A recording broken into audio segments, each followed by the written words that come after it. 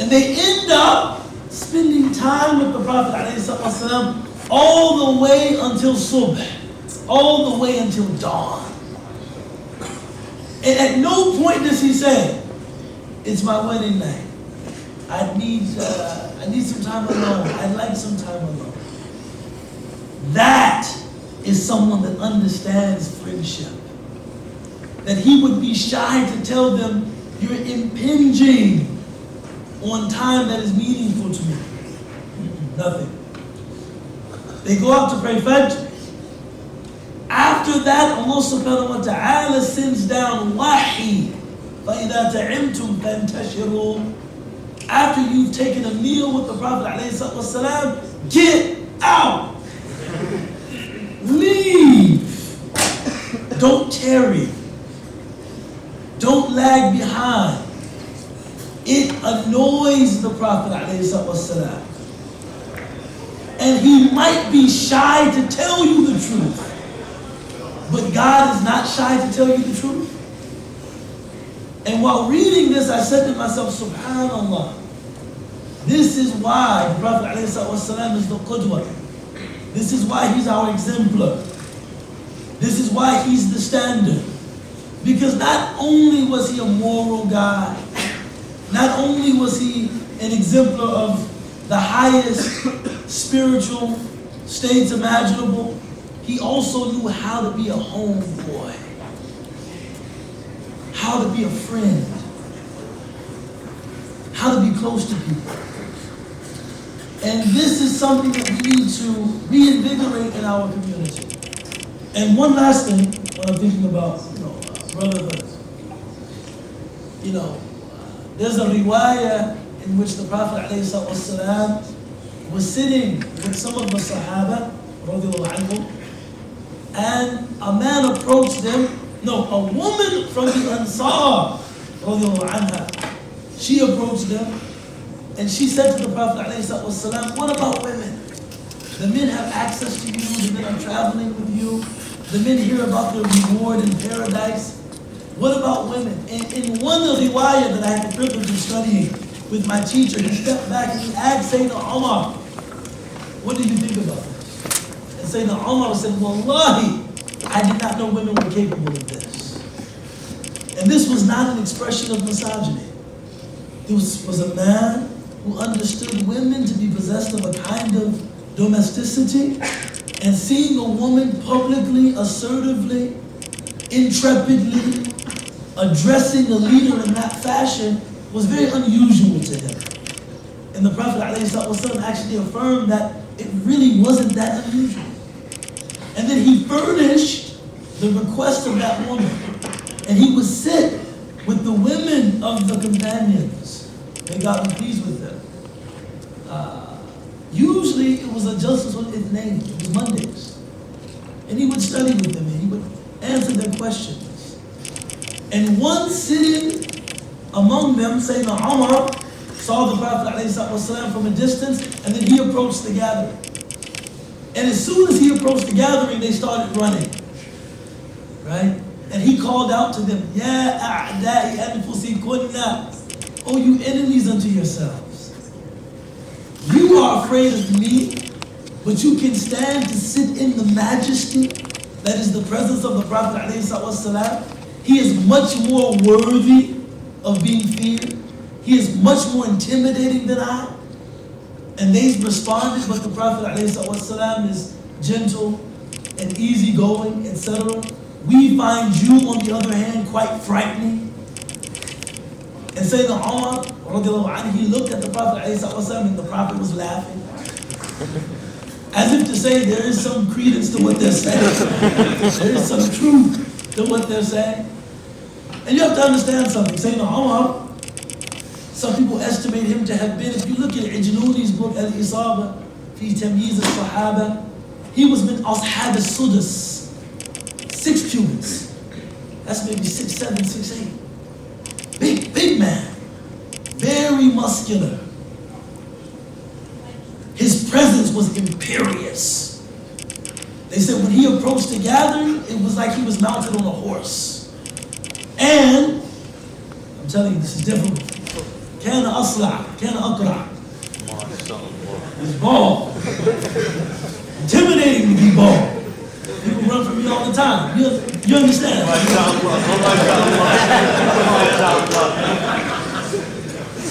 And he had a thick, his beard was, kathif, was thick. And his mustache was long enough that when he would idle, he used to twist his mustache.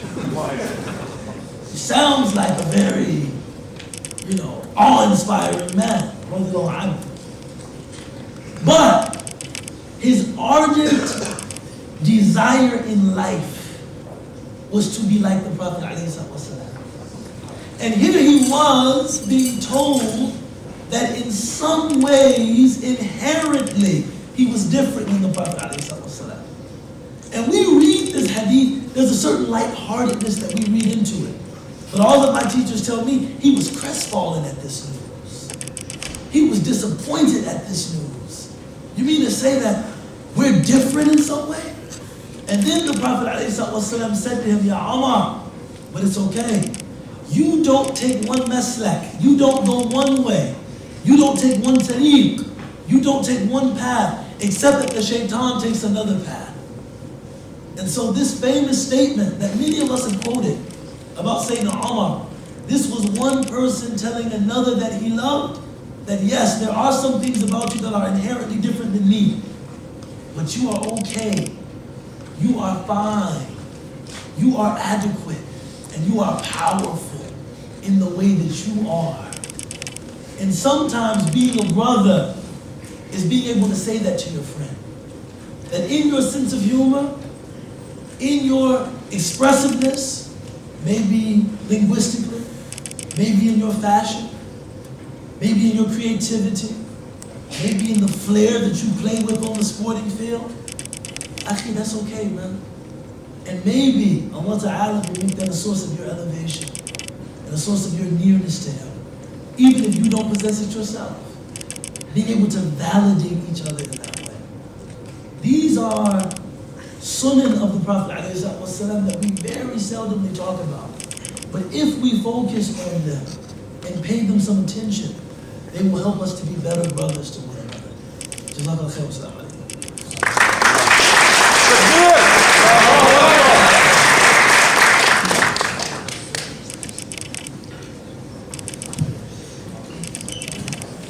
Jazakallah khair, Ustad Ubaidullah, for that beautiful answer. We have 3 more questions. And then nothing prepared first, and then we'll open it for Q&A. Second, can we have Sheikh Farhan discuss how modesty, shyness, haya applies to brothers? Usually we use this in relation to sisters, specifically their outward appearances. Can you expand more on this concept and why it's crucial for brothers as well? And I didn't explain the hand signals earlier, I just wanted to clarify. So this is 1 minute, and then it's 5 minutes, and then this is just, yeah. I took your time, I'm sorry. So we literally sound. It's long, shake on his head. Assalamu'alaykum wa rahmatullah. Wa alaykum assalam wa rahmatullahi wa barakatuh. Bismillahirrahmanirrahim. Alhamdulillah wa salatu wa salamu ala rasulillah wa ba'd.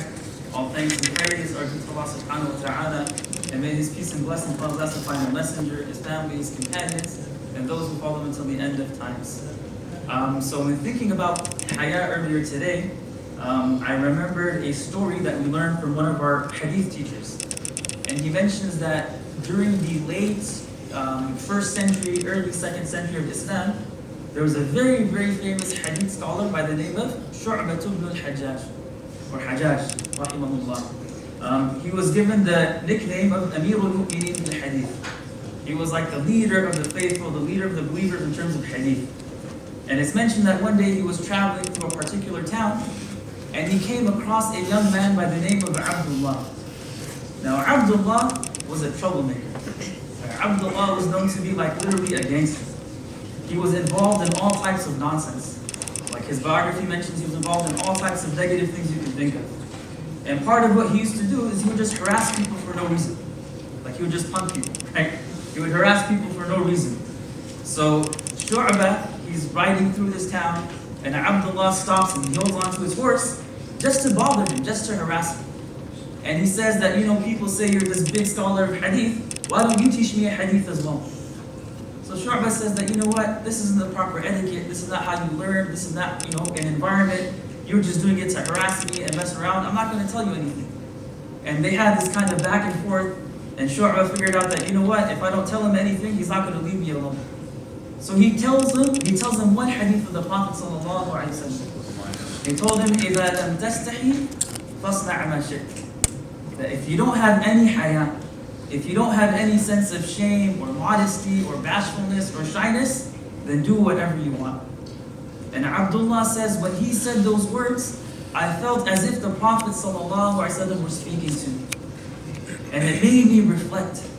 And it said that's the moment in time where I completely changed my life.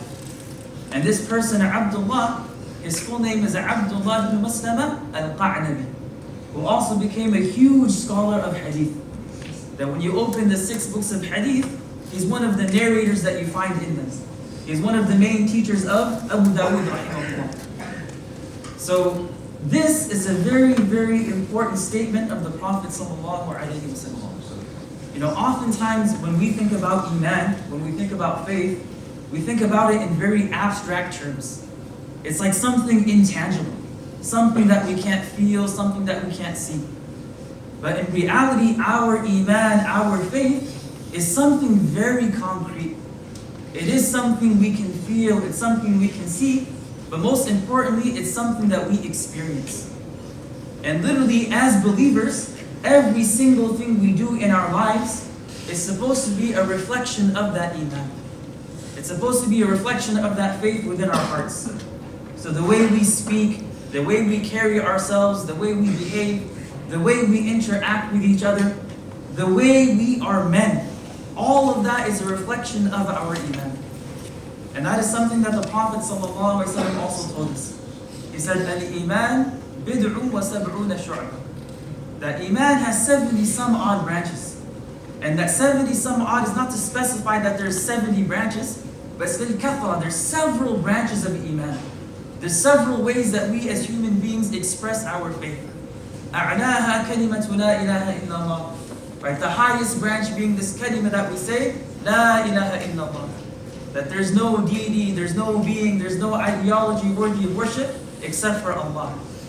وَأَدْنَاهَا إِمَاتَةُ الْأَذَى عَنِ الطَّرِيقِ. And the lowest branch is removing harm from the path, from the road. Right? If there's some obstruction that you see on the street, you remove it. That's also an expression of iman. And then the Prophet ﷺ specified haya. He singled it out.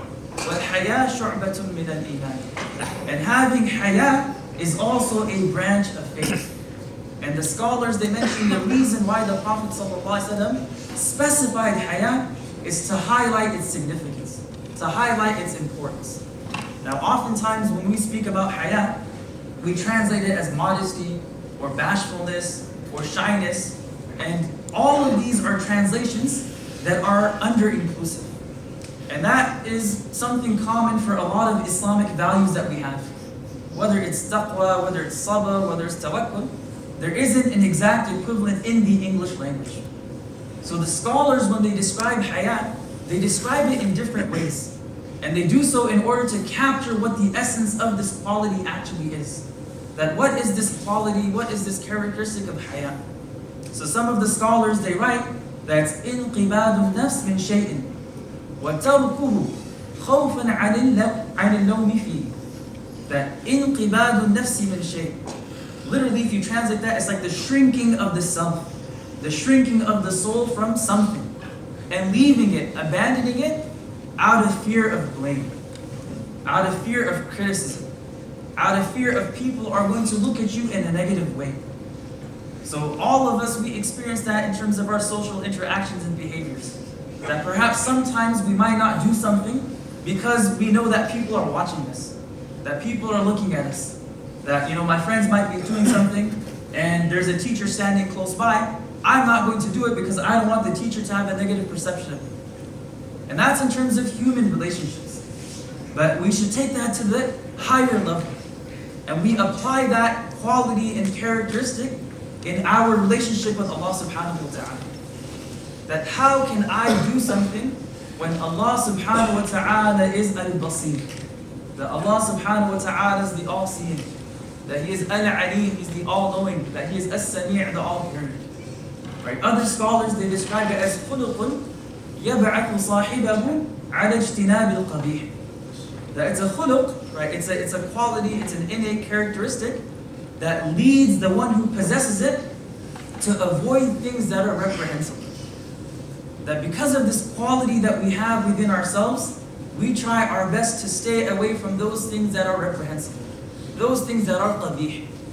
And things that are qabih is anything the Sharia declares to be unlawful or impermissible or disliked. So we ourselves, we are avoiding it, we're staying away from it because of this innate quality that we have. Right? It's also, it mentions it prevents sahibahu min at-taqsiri fi haqqi bil haqq, from being negligent in fulfilling other people's rights.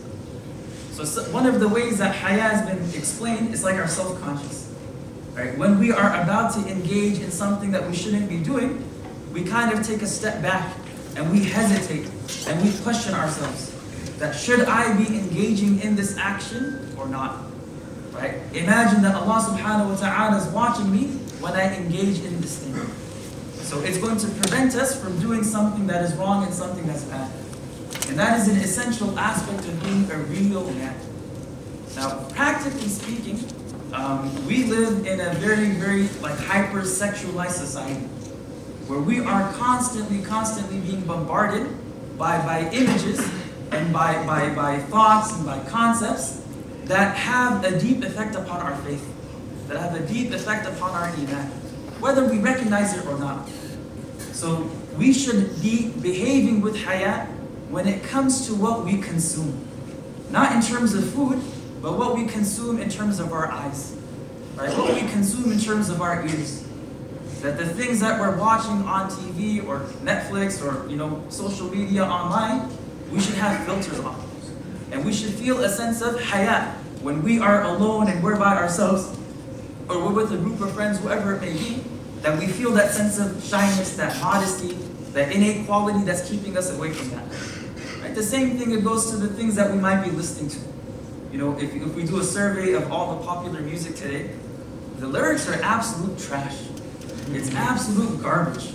I had a student once who was really, really into hip hop. And his dad was really hardcore. And his dad was always like, you can't listen to this is haram, blah, blah, blah. They'd have conflict with each other. So finally they had a discussion, they had a conversation, and the dad said, if you can print out the lyrics, and you can read those lyrics to me, you can listen to me. So the student is like, you know what, I tried doing that. I went to the internet, I printed out the lyrics of these songs I was listening to, and I was embarrassed to say those words in front of my dad. There was no way I could say those things in front of my father. So if you're embarrassed to say those things in front of your father, how can we be listening to those things constantly? And the things that we're listening to, again, it's affecting our heart. Even though we may not recognize it, it's having an effect upon our iman. So again, part of being a man is having this concept of haya and being a person of modesty, and this is an expression of our iman. Now he says I have 1 minute left, and I kind of want to go off topic just for a bit. And part of manhood, I think that's really important to discuss, is male grooming. Right? This is something that, dealing with students, high school students and college students, it's really lacking for some reason. Right? The Prophet ﷺ, he placed a lot of importance on cleanliness, right? On nadafa and tahara. There's a lot of emphasis placed upon being, taking care of your personal hygiene and being clean. At-tuhuru shatrul iman. That cleanliness and purification is an essential part of Islam. So we should be careful of making sure we are groomed. I played ball with some brothers that were wearing tank tops, and they go up for a layup, and I see what's there. It's like,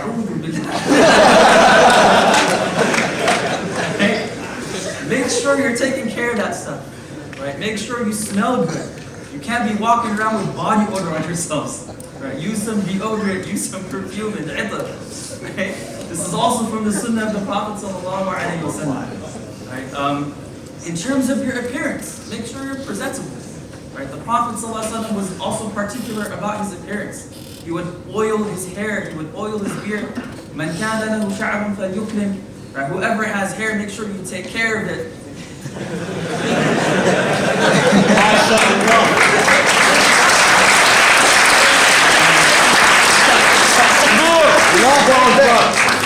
Last thing, inna Allah jameel yuhibbul jamal. Right? Truly, Allah subhanahu wa ta'ala is infinitely beautiful and He loves beauty. So we should also try to make our appearance good. You don't have to look as fly as Shaykh Ubaidullah, but try to look nice, inshallah.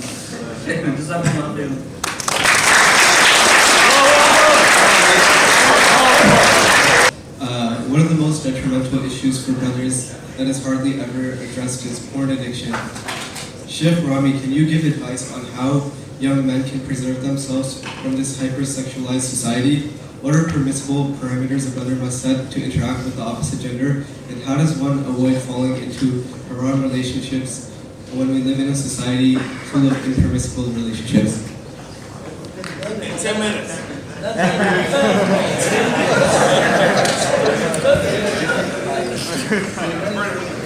It's so much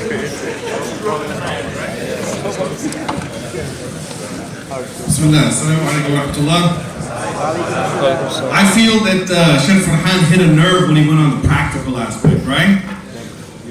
So that's where I want to take it. And subhanAllah, all three of us, or all four of us, we didn't discuss how our talks were going to be, but if you notice the pattern, Shaykh Ubaidullah spoke about haya, the modesty of the Prophet ﷺ in that wedding situation. Sheikh Farhan also spoke about modesty, and now I want to also speak about modesty of the eye, because the question was about porn addiction. And the talks, I wanted to get a little real so that it's relevant to our lives, because one of the things that was mentioned in the talk was about hypersexualized society. We have to realize that that's what we're living in right now, a hypersexualized society. It's not ancient history that in this country, in the 1950s, when Elvis Presley went on the Ed Sullivan show, does anybody know what they did? They showed him only from the waist up, because the king, which he was actually not the king of rock and roll, there were people before him who were doing rock and roll, but they weren't the right color for the society, and they weren't ready to see. They were only ready to see white people in on the major screen. So that's what the colonel said. He said, I need this genre of music called rock and roll was actually developed by black Americans. But the colonel said, I can't sell this to America unless I have a white face. And so that's where Elvis came. But anyway, they couldn't show his hips, his famous gyrating hip motion. Anybody know I Love Lucy show? Show of hands. All right, I Love Lucy. Lucille Ball and her husband, Desi Arnaz, were married in real life. They were married on the show, but whenever they cut to their bedroom scene, they had separate beds. Because they said this society is too conservative. In the 1970s, there was a show called Three's a Company. Anybody familiar with that one? The producer, what he was trying to push with that was pushing co-ed dorms. Because American society did not accept co-ed dorms. Do they have it here on campus? Okay, they do. They didn't accept it, so he actually used as a propaganda tool this show to push just co-ed dorming amongst, it was adults, it wasn't college students. The point of that story is that this society, just in the last 30, 40 years, has come a long way in terms of hypersexuality and the ease and accessibility of attaining that. Whether it's from the porn, looking at it, or the hookup apps and all of that. Now I'm going to disclose a little bit about myself. When I was growing up in public school, 6th grade, I stayed over at a friend of mine's house. He had a sleepover. And as the night dragged on, and the popcorn and the cake and everything else, he went down to the basement and found his dad's stash. All right? Now that was my first exposure. It was Max, oh wow, look what he's got here. He found his dad's stash. But he was so careful because he didn't want his dad to find out that he's got into this dad's Playboy stash and he's showing all his friends. The next time, another friend, his his dad's wife made him throw out his stash, but he jumped into the dumpster, pulled everything out, and it was passing it around. The 6th graders. For that one, we got caught. Not me, but the guys, they brought it to school. The idea they were going to turn it into a tijara, they said, oh, they filled their backpacks from this dumpster full. They brought it to school, and they were going to sell it. Anyway, they got caught. I didn't bring that stuff to school, but they pulled me into the office because I knew about it. Okay, I'm revealing some of, but the reason I'm mentioning that is because growing up, we never heard about porn addiction. Did you, Sheikh Robert? I never heard that term until very recently. Did you ever hear of a guy being addicted to magazines? Nobody. Porn was available, but it's not an addiction to where like he's got a magazine in his backpack all the time, right? You know what's revolutionized the whole porn industry? This right here, the internet. So the compassion that I feel for people growing up in this environment where they're getting these phones as young as 6th and 7th grade in a key point of their development, whether it's brain development, dean development, identity development, they're developing alongside these things. So when we talk about porn addiction, it's something that has not happened before in history and time, even in this country, even as close as 10, 15 years ago. So for people struggling with porn addiction, it's a serious matter. Now I just want to take a few moments to look at the seerah to see what did the Prophet ﷺ, how did he deal with people who had an addiction to what they call now a sex addiction, and it could be of any form. Because we know, according to the Prophet ﷺ, he said that every human being will have some element of zina. Some element of zina, he said, and it's going to happen. For some people it's looking with the eyes, for some people it's touching with the hands, for some people it's talking about it, for some people it's listening, flirtatious conversations, for some people it's just in their heart, they have desires. And he said for some people, their genitals will actually confirm all those other previous, what's called lesser zinas, lesser form of illicit sexual interactions. So he's confirming to us, he said, look, you as a human being, you're going to deal with this. So it's not some toxic masculinity, something imported from a different planet, that it's abnormal. He's confirming, he says, these feelings, these thoughts, it's normal that it occurs to you. But what you have to do as a man is control it. So now, there was a young man, he came into the masjid of the Prophet ﷺ, and this is what, I got 5 minutes? 5 minutes. He came to the masjid of the Prophet ﷺ, it says, Fatan Shaban, a young man. Imagine, I'm going to fast forward to our time. Imagine somebody came into your local masjid and went up to the sheikh, and he says, Sheikh, can I have a fatwa? Can you make it okay for me to look at porn? Or what if he said, you know what, Sheikh, can you make it okay, halal for me? I'm just struggling. Can you make it halal for me to use these hookup apps? Because it's so easy. And I just want to do it. Snapchat, WhatsApp, what's this, what's that, whatever it is, huh? Tinder, hookup. I don't even know all the names of them. What's that? I got actually a list from the sheriff's office, the trained parents. The point is, what would that sheikh's reaction be? And what would the people in the masjid say? What would those uncles, especially, you know that every masjid's got that one loud, obnoxious uncle? You know what I'm talking about? What would he say? Well, let's look at what the Prophet ﷺ did. The man came to him, he said, Ya Rasulullah, idhin li fi zina. Like, give me permission to commit zina. So Sahaba started saying, man, that's like, essentially like, stop it. This is, the messenger of Allah. And as Sheikh Ubaidullah was saying, he's like, look at how he interacted with people. He's in this majlis. He's being asked this question. The first question he said, because he said, I love it. He said, it's one of the things that's most beloved to me. He said, would you love for somebody to do that with your mother?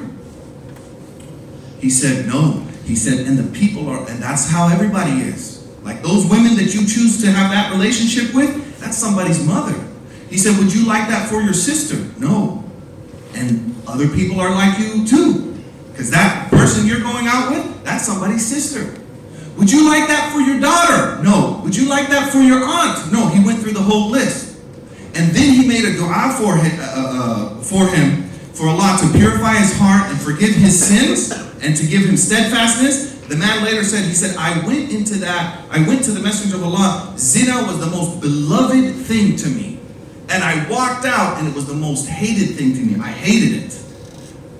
And he was done. So now let's look how we can apply it to our lives about being a man. When the Prophet ﷺ, when he addressed him, first of all, this young man who's a Sahaba, he was man enough to admit he had a problem.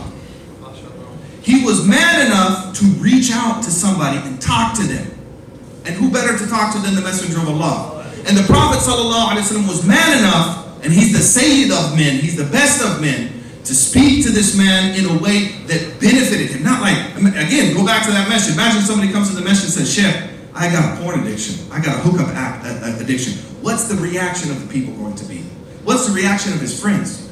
But this man admitted to his problem, and the Prophet ﷺ walked him through a thought process and helped him change his thinking. And so this is one of the things that has to happen for a person that's grown up, especially if it's years of porn addiction. If it's years and a person really needs a program, they need, first of all, help. Reach out. There's online programs. How many of you have heard of Purify Your Gaze? Raise your hand. All right. Now everybody's heard of Purify Your Gaze, right? If you got a phone, just type it up. Because everybody in this room is either going to know somebody who has that, who struggles with that, or they themselves struggle with that, or in the future somebody might open up to you and say, you know what, brother? For the sake of Allah, I want to confide in you. I got a problem. How can I get help? There's a number of online programs. One of them is Purify Your Gaze, and there's some other ones as well. But be familiar with those, and be familiar with the process of change and what a person needs to go through to have this change. And the final point that I'd like to mention is this point of the Prophet ﷺ. When he asked him this question, he said, would you like that for your mother, for your sister, for your daughter? No, no, no. What he's reminding him and what he's calling our attention to is this concept of ghayrah. A man's good protective jealousy over the women folk of his family. 1 minute. The women folk. The opposite of that is youth. And there's one culture that I know they still use this word. Our Afghani brothers and sisters, or at least the brothers, right? One of the worst things you could say to them is be'ghirat, right? A man, no, you don't have ghayrah. And if you don't have ghayrah, you're a dayus, right? Dayus, those are two Arabic words. Dayus. A dayus means he doesn't care about the women folk. His sister, she's on those hookup apps too. His sister, she's doing the duck lips and all that other stuff and like Snapchat and all that stuff. He doesn't care. But a man with ghayrah would be like, no, sister, no, you're not going to do that. In the same way, that ghayrah for a man extends not just to his blood sisters, but to his sisters, all the sisters of his Muslim community and his human community.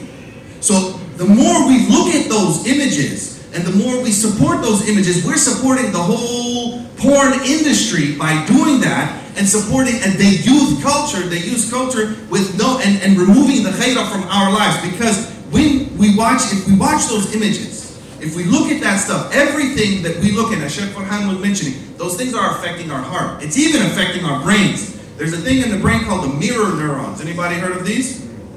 They found it when the guy was testing something for something else, and he came into the laboratory with an ice cream, and he started eating the ice cream, and on the ape that they had, or monkey that they had hooked up to the monitoring, the part of the brain that would light up if that monkey was eating the ice cream himself started lighting up. So just by looking at that, the brain had a neurological reaction to that thing. So that's what we also have to be careful. So when we hear the concept in the Quran of lower your gaze, it's not just from an improperly dressed person.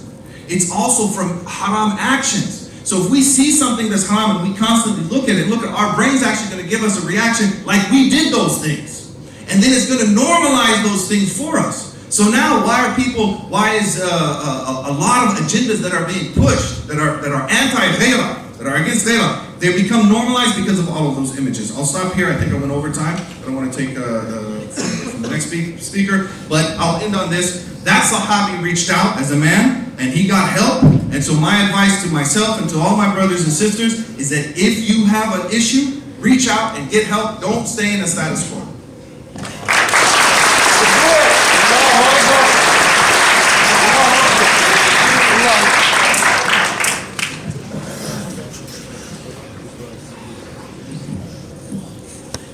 Jazakallah khair. Our last question is, the media, however, is overt about its issue with Muslims by painting a stereotypical picture through false narratives. The negativity and toxicity spewed from the media is antithetical to the teachings of our beloved Prophet sallallahu alaihi wasallam.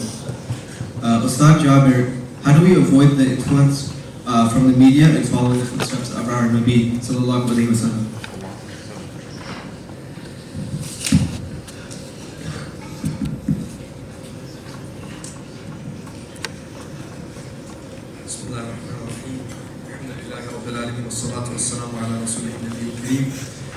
First and foremost, I just want to make, just to say very clearly that, mashallah, the mashayikh that are here, they're my elders, they're my teachers, and I'm only a student of knowledge, a seeker of knowledge. And I ask permission from the asatiza and the mashayikh, first and foremost, allow me to just say a few words on this topic.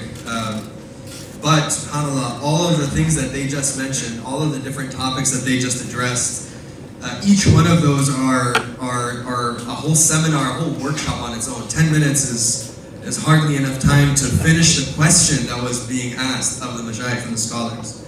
But with that being said, since I have the last talk, I want to say that, mashallah, all the points that they mentioned, all the topics that they talked about, you know, I want to maybe just mention something about what we can do about it now. You know, aside from all the things that they had mentioned, there's also an additional element to that we can also take a look at and incorporate in our lives. And from the Quranic perspective, the elements of the Quran, every single one of them, mashallah, they mentioned a hadith or an ayat of the Quran. But when I was reading this question, this topic, this actually came to my mind that the Prophet ﷺ mentioned, because the question is that how do we avoid, you know, the influence from the media and follow in the footsteps of the Nabi ﷺ? This is a huge question. We are bombarded by the media in every single thing that we do. It's very difficult to avoid that, right? So first and foremost, how do we avoid the influence? We have to know who we are. We have to be strong in our grounding and in our foundation. The Prophet ﷺ mentions in a hadith, تَرَكْتُ فِيكُمْ أَمْرَيْنِ لَنْ تَضِلُّوا مَا تَمَسَّكْتُمْ بِهِمَا كِتَابَ اللَّهِ وَسُنَّةِ نَبِيِّهِ عَلَيْهِ الصَّلَاةُ وَالسَّلَامُ. That I have left for you two things that you will never be misguided if you hold on to them, as long as you hold on to them. And what is that? The Kitab Allah, the Quran, and in another narration, was sunnati, and my sunnah.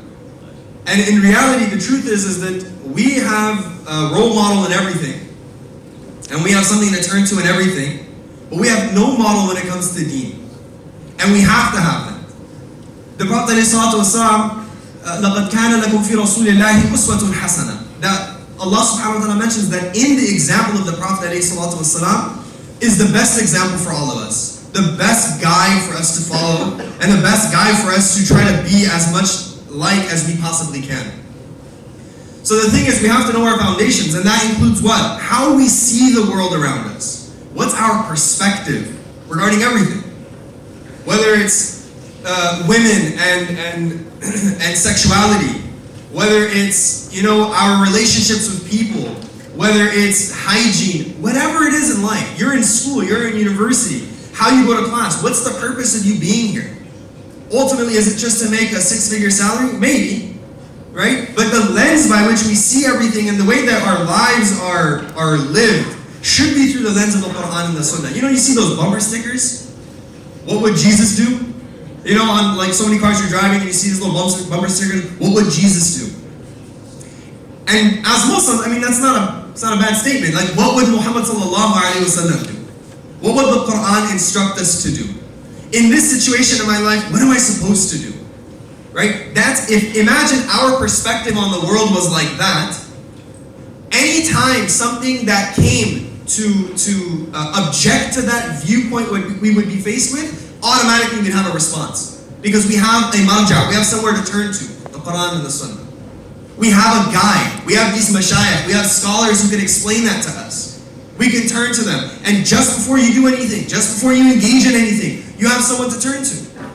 Why? Because if you don't, if our perspective, if our lens, right? Our lens is not one lens, the Quran, and the other, the Sunnah, what's going to happen is you're not going to ultimately know what it means to be a Muslim. And you're going to be fed through all of this social media, through all of the physical media, all the interactions that you have, all of the really brightly painted posters and the really cool, safe, non-triggering words, you're going to be fed a version of Islam that's not Islam. You're going to be fed an image of Islam that is what they want you to understand of Islam, but it's not Islam. And then you won't know any better. If Islam is not your main vision, right now, just to be honest with you guys, I can't see many of you because it's kind of blurry. So when I wear my glasses, then every single one of you, HD quality right now. I can see everything clearly. But when I take my glasses off, I can hear all blurry faces, right? It helps with my anxiety. So it's good to have that lens so that you're in my direct vision. But right now, the shoes, they're in my periphery. There's an object here, there's an object here, right? They're here, but they're not in my direct line of vision. We want to ensure that Islam is in our direct line of vision, and Islam doesn't become the periphery. Because if Islam becomes the periphery, we lose sense of ourselves. And what happens when you lose that purpose? When you lose that sense of self, you're going to get pulled. And that's literally the objective of social media. It's to pull you in. Every single one of these services, and we're all guilty of it, we used to, one form of it in one way or another, probably because we got pulled into it, right? But like, its objective is to pull you in. So, you know, there might be some super really macho folks in here who are like, no, I don't get affected by none of that. Yeah, but then when you're on Facebook and you're talking to your buddies, you know, like you have Facebook downloaded on your phone. The other day I was talking to my wife about going to Yosemite. 2 days later, there's like every single ad is about how to go to Yosemite. Take this RV to Yosemite. Buy these shoes for Yosemite. But what? You know, we're plugged in. Whether or not we like it or not, we're plugged in. And the ajib thing is that this whole, all these platforms, right? Sheikh Rami mentioned some of the names, right? But let me mention some more of those names, all right? There's Instagram, okay? There's Instagram, that was cool. But look at the pull that this Instagram has, that when you go on the explore page of Instagram, you get caught up in this fake lifestyle of people living their best lives. So then you think your life is not like that. So then your life is miserable because your life is not like their best lives. And it's not like that's how they live every day. That's like once maybe in 5 years they live really well. And then that's all you see. And you see that continuously. And if that wasn't enough, then there's Instagram. A fake Instagram so you can stalk people. If that's not weird and creepy on its own, what is the purpose of that? It's to pull you in. And then you have Snapchat, where people are posting continuously, literally like you're on an IV, you have to post pictures of every single thing that you're doing. And then there's TikTok, even shorter version. It's crazy how people are creating all these apps to just keep you plugged in. Then you have Facebook and Twitter and Tinder and Minder, and you have everything, right? All of this exists, you guys know what I'm talking about, for what? To pull you in. Once you're pulled in, you're like numb. You're numb to the reality of what's happening. And then what happens is, right, you can't even take a step back and realize, I just spent 6 hours on my phone, completely just sucked into this. So then what happens is our soul, we become who we are today, is who we've spent our lives around. Our social interactions has made up who we are today. If we've surrounded ourselves with, you know, with fahishat and like negative, obscene images and hanging out with people who speak obscenely and say absurd things, that's who our upbringing has been. That's who we are. If we're dirty individuals, we don't know how to clean ourselves up, or that's all we've been around, we don't know any better. That's what we've grown up becoming like. So the idea is that everything that we surround ourselves, whether it's images like Sheikh Rami's mentioning, whether it's music like Sheikh Farhan was mentioning, whether it's advertisement on social media, that's who you become. So you get sucked into it. So now we're talking about how do you avoid that? How do you deter that? We have to make that, like Sheikh Rami said, we have to be mad enough to understand that this is a problem. We have to understand that this is too much. We're too plugged in. So what are some of those resolutions? What are some things that we can do? How do we fight that? How do we combat all that? And subhanAllah, I just want to share just a couple very short anecdotes of my own personal life, right? I'll confide just like Sheikh Rami confided in all of you. Right? In the past year, like I told you all, I'm still studying, and I haven't finished my formal Islamic education, my Islamic training. I'm still studying. But I had the honor and the privilege to study under Sheikh Hashim. Sheikh Hashim, who many of you met and listened to his talks, he is my teacher of hadith and my teacher of Quran and tafsir. So we were studying hadith with him last year, the Mishkat al-Masabih. And it was an absolute honor to be able to study this compendium of ahadith. And as I'm studying it, and I'm looking at every facet of the life of the Nabi alayhi salatu wasalam, in every instance, how the Sahaba dealt with him, how he dealt with them. How they asked questions and how he responded to them. How some Sahaba were going too hard into it and he pulled them back. How he warned others and how he, encouraged others. And that gave me some grounding. That encouraged me. That gave me that fortification. That, hey, Jabir, wake up. You're getting too caught up. Why? I had to have that wake-up call. Because if I didn't have that wake-up call, I wouldn't have known any better. This year we're studying tafsir with him. We're studying the Jalalain. And subhanAllah, Sheikh Hashim is a mountain of wisdom. I mean, everything that he says is just, subhanAllah, it's amazing. And my point in mentioning this is that as you read the Quran in detail, and he explains the Quran, it grounds you in knowing who you are, what you stand for. By Allah's fadl, every single one of us here is Muslim. That's our identity. That's who we are. We're holding up the flag of Islam by having this conference here at UC Davis in this conference room right now. This is a big deal. This is no small thing. This is who you are. You don't know who you are. You are a Muslim. This is what you stand for. This is what you're all about. Right? This is what you are all about. So now we need to know, in order for us to defend our Islam and to preserve our faith and to preserve so we can follow in the footsteps of the Nabi alayhi salatu wasalam, we need to learn all this. And you have mashayikh, you have all the scholars that are here, you have the mashayikh that are here. Some of the resolutions, and I'll just go through this and I'll end with this inshallah, is that go to your local masajid, go to your local scholars, request the ulama to have classes on the dars of the Quran, durus of hadith, and ask them to explain these instances from the Quran and from the Sunnah. Sit with them and ask them to explain the seerah, the life of the Prophet ﷺ. Right? Going to the masajid, make it your own habit to go to the masjid. Studying the Quran in an interactive manner. How does this apply to me? How does these, various, in the morning workshop that I had, it was on suhbah, companionship. There's a surah al-Furqan is an entire section, وَيَوْمَ يَعَضُّ الظَّالِمُ عَلَى يَدَيْهِ يَقُولُ. And this whole story is there about one good guy who became Muslim, and under the influence of his friend, he went back on his Islam. And then not only did he not, he died as a disbeliever, he was shamed for the rest of his life because Allah subhanahu wa ta'ala caused him to be shamed. That's a beautiful example for us. Every single one of us has a friend that we know that we've been impacted by, whether positively or negatively, right? So to request your mashayikh and to request your teachers, and there is no, mashallah, there's no, it's not like we're lacking any scholars, especially here, especially in California. In Southern California, you have Sheikh Farhan. In the Midwest, mashallah, you have Sheikh Ubaydullah. In the Bay Area, you have Sheikh Rani. You have mashayikh here, Sacramento Davis Masjid. You are surrounded by ulama. If your community doesn't have ulama, it's probably because you don't know where they are. So reach out. You have these ulama, ask them. I'm from here, where's a local scholar for me? Because only after we reconnect with our faith and we build our foundations will we ever be able to actually hold off against this onslaught of what's bashing and slashing our faith online. May Allah grant us tawfiq. Jazakallah khair.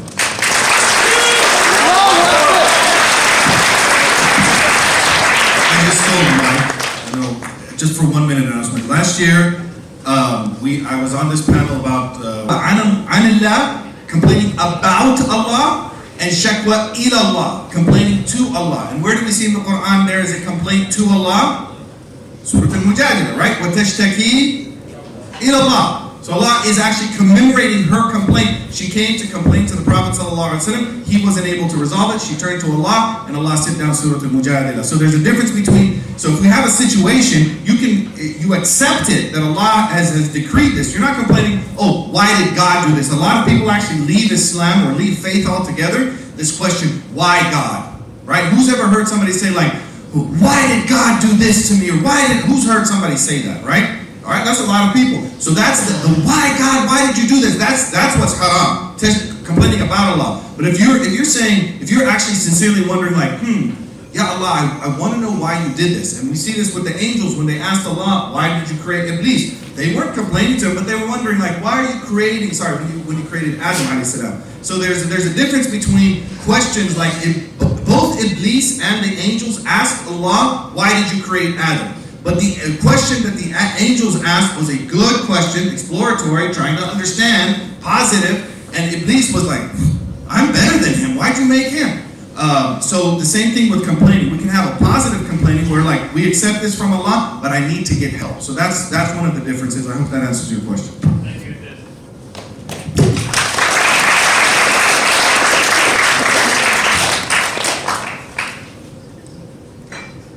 Assalamu'alaykum.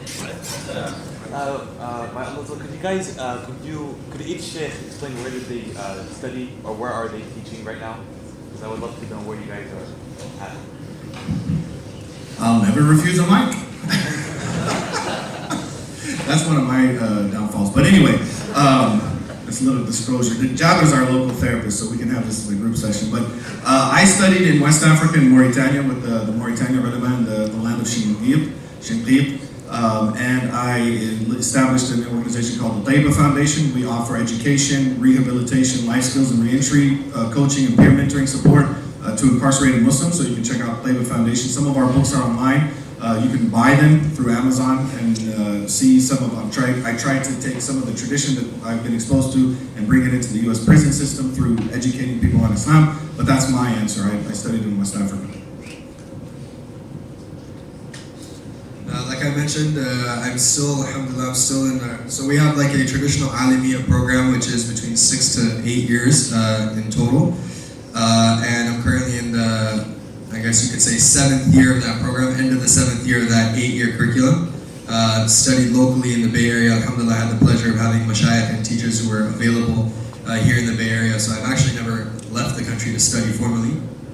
And the majority of my work currently is in both teaching Islamic sciences wherever I can, and working with Khalil Center, which is a community health and wellness center that essentially focuses on trying to bridge the gap between modern psychological practice and the Islamic traditional sciences. And I'm based out of the Bay Area.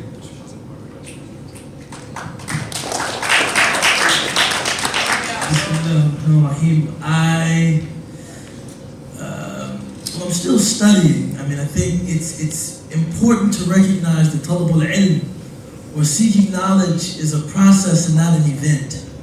I think many people think about studying Islam as an event. You know, you go over, you go into the telephone booth, and you come out with an S on your chest for shake.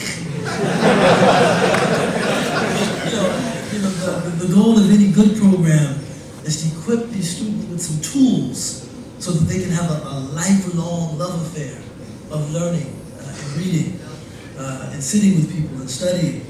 I initially studied at a Darul Ulum program outside of Chicago. I was a boarding student there for a couple of years. And then I went to Tarim. I was in Tarim for about 7 months. And then I graduated from Azhar in Cairo, Egypt. I was in Egypt for about 5 years. And now I'm the resident scholar for the American Learning Institute for Muslims, which was started by Sherman Jackson in the year 1999. And we do programs throughout the country. But the highlight of our programmatic offering is a 3-week study intensive that we do in Chicago every summer. So islandprogram.org if you want to learn more about that program.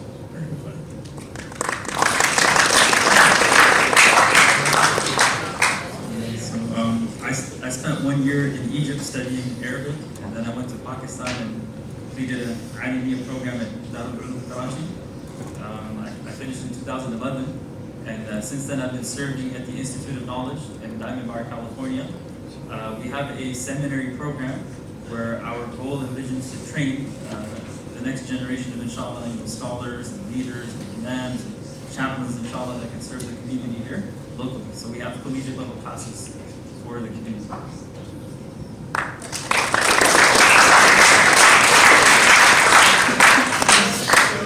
One question that we need to ask, and this comes up in discussion with my Muslim friends and non-Muslim friends, is that the Prophet was 60-something when he married Aisha when she was like 9 years old.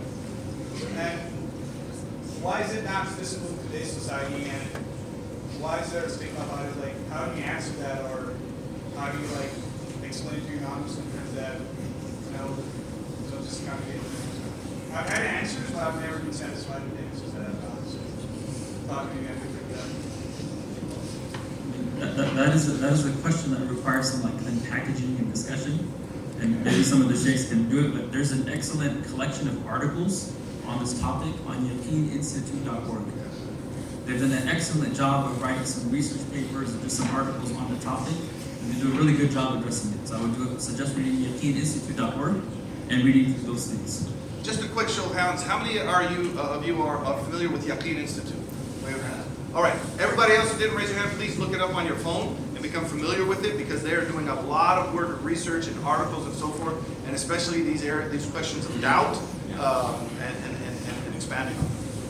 Is there a question for you? Could you speak louder, please? Sorry, and most of us would be approaching marriage, inshallah. It's already too hard to find someone who's compatible. And let's say if you find someone who's compatible, which we talked about earlier in the presentation, it's hard for you to find that someone that is also compatible with your family. And let's say even then, if you find someone who's compatible with you and your family, the expectations of marriage, putting together all the functions, all the dowry, and everything. What would you guys like to say about that?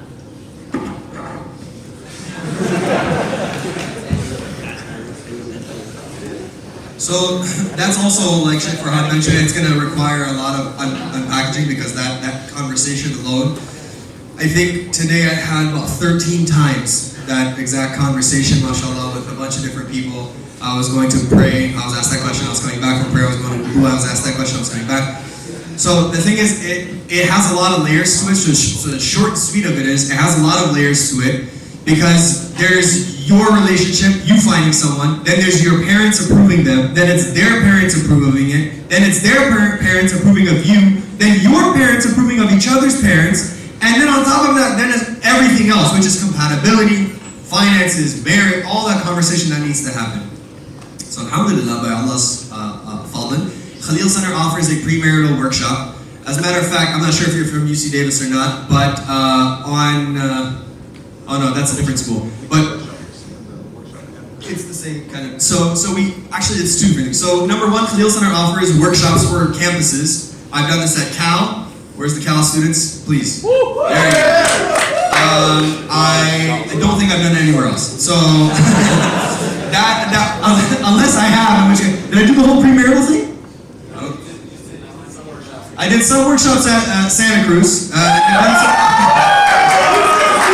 guys just wanted to shout. I did some at UC Davis also.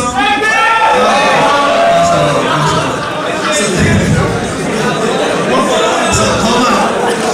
Is there other universities I'm missing? I'm gonna get jumped outside. Okay, alhamdulillah. So the thing is, I've done the workshops. I don't mean to be disrespectful in any way, but we've done these workshops for premarital counseling, right, at universities for this sole reason.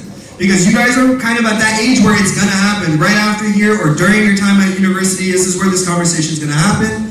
And what better way than to do it than to be ready for it, prepared under the guise of our Sharia and our Deen in the best possible way. So that being said, I highly encourage you to contact your local MSA to reach out to the Khalil Center so that we can offer these premarital workshops. Additionally, if you can't facilitate like a school-wide workshop, if you reach out to Khalil Center individually, I personally, this is my area of focus, I offer premarital coaching at the office itself. We have 3 locations in Northern California. In the MCC Masjid, in Union City, we have an independent office, and at the MCA. And then we have one Khalil Center office in Riverside. Sheikh Farhan, is that right? So it's in the city of Riverside. We have an office there as well. So you can definitely reach out. Just go to khalilcenter.com, and inshallah, hopefully we can assist you with that further there.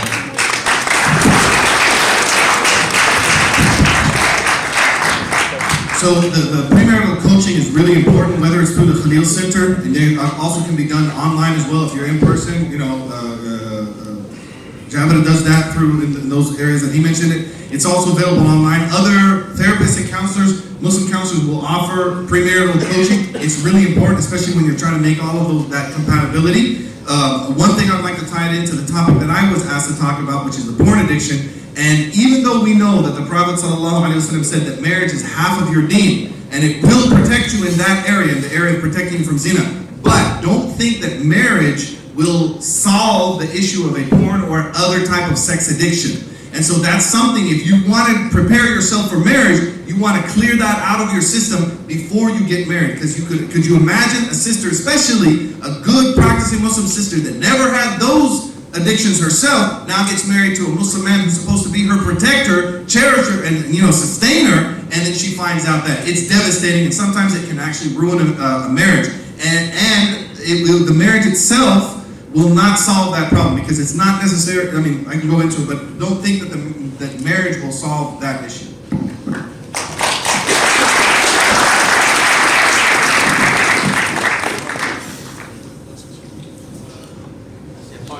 So can you guys tell us about the fitness of Prophet Sallallahu and then, I actually heard this recently that he was really strong, like he had the strength of 40 men, Can you repeat the question, please? The question was about the fitness of the Prophet ﷺ and some of the descriptions regarding how strong he was and how his ability was in war and things like that nature.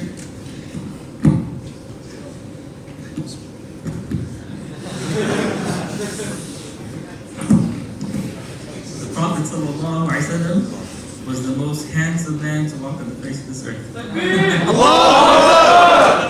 There's amazing books that give us a full detailed portrait of what the Prophet ﷺ looked like, his appearance, his height, his build, his complexion, his hair color, the length of his hair, the length of his beard, the way he walked, the way he slept, the way he ate, the way he drank, everything. And by reading these things, we really build an intimate, image of the Prophet ﷺ, and having that image is one of the ways we can increase our love for him. So as the Prophet ﷺ was very well built, he had wide shoulders, right? His hands were wide and strong. It says that his chest and stomach were flat, right? They were in line with each other. So he was physically fit. like work out, like that's my quick specialty of working out. Their lifestyle was very, very different.